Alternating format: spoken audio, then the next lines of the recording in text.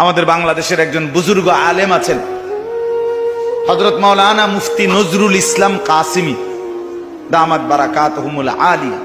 আপনারা ওনার বয়ান শুনে দেখেন, কি মজাদার বয়ান। তো উনি বলছেন যে আমি দীর্ঘ ৩৫ বছর যাবত সারা পৃথিবী, সারা ইউরোপের শতবার পৃথিবীর বিভিন্ন দেশ উনি সফর করে।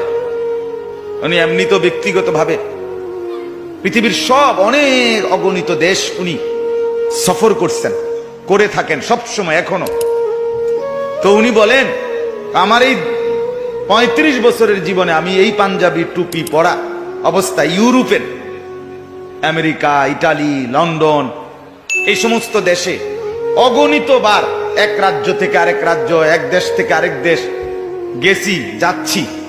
কিন্তু আমি উনি বলেন আমি নিজ চোখে দেখছি, বারবার শতবার আমি নিজে ওনার বয়ান শুনছি, আমি শতবার দেখছি আমার এই পাঞ্জাবি টুপি পরা চেহারা, দাড়িওয়ালা, আর আমার পাসপোর্টের মধ্যে লেখা আছে ধর্ম ইসলাম। এই কারণে আমার ধর্ম আর আমার পোশাক আমার সাথে মিল আছে, এজন্য কোন এয়ারপোর্টে কোনোদিন আমার 2 মিনিটের জন্য জিজ্ঞাসাবাদের জন্য দেরি করায় নাই।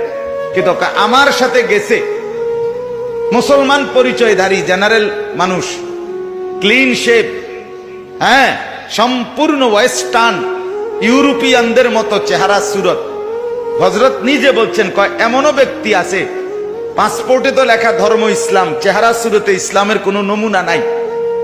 শুধু এই কারণে যে এই লোকটা কোনো ধোঁকাবাজ কিনা, এই জন্য 6 ঘন্টাও এয়ারপোর্টে আটকায় রাখছে। আমি অসংখ্যবার উনি বলছে আমি দেখছি। কারণ এটার পরিচয় আর এটার লেবাস কি বলে না, সেম বলে না। কিন্তু ওই বেটার ধর্ম লেখা ইসলাম, লেবাস পোশাকেও বলে এটা কি, এটাই সুন্দর, এটাই স্বাভাবিক, এটাই সাবলীল।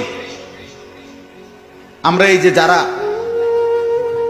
আপনারা কেউই কাফের বেঈমানের মতো আরো যদি সাজেন, একেবারে যদি সবার সামনে খাড়াইও মতেন,